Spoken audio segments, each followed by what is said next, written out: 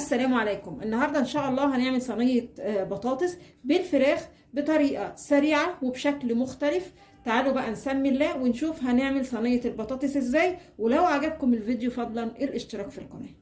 اول حاجه بالنسبه للبطاطس بتقطعيها الشكل اللي انت عايزاه، اهم حاجه تبقى رقيقه شويه ما تتخنش عن كده، وبنقعها كده في شويه ميه. نيجي بقى للكفته. طبعا المكونات بالمقادير اللي تحبيها، بس انا هقول لكم اللي انا اشتغلت بيه. يعني معايا نص كيلو بانيه فرماه كده فرم ناعم، وفلفل الوان، وممكن تستبدلي الفلفل الالوان بفلفل اخضر مفيش اي مشكله، وممكن تستغني عن الفلفل خالص. ومعايا هنا بصلايه، بس انا مش مخرطاها كده ولا بالسكينه ولا بالكبه.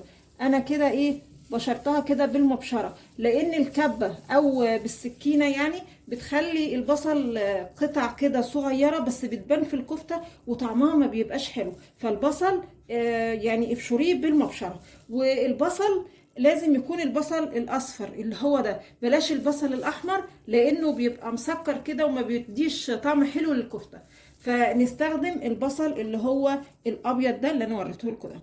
بالنسبه بقى للتوابل، طبعا الاساسي فيها الملح، وهناخد كزبره وبابريكا وفلفل اسمر وسنه بسيطه قرفه ناعمه. ونعجن بقى مكونات الكفته كده، ولازم بالايد مش بالمعلقه علشان اعرف ادمج مكونات الكفته مع بعضها.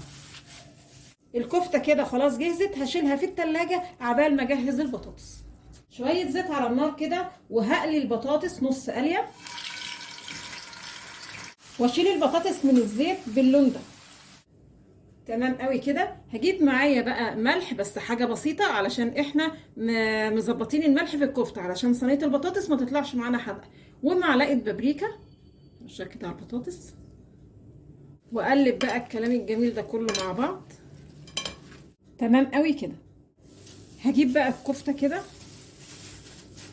حته حته، وابتدي اغطي بيها كده البطاطس.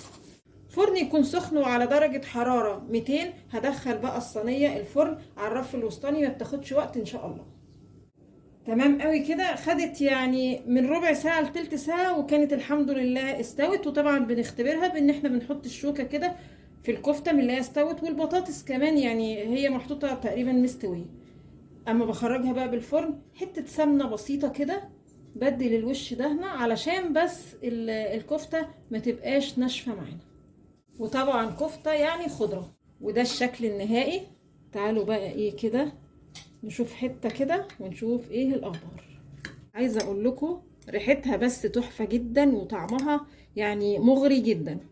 اهو البطاطس مستوية وزي الفل اهي.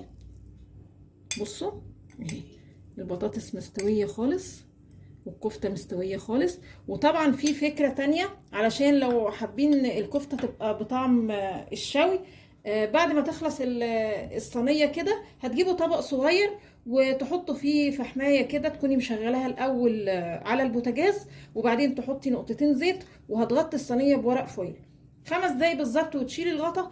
هتحسي ان الصينية كده كانت مشوية كده، الكفتة هتحسي انها مشوية مع البطاطس كده على الفحم.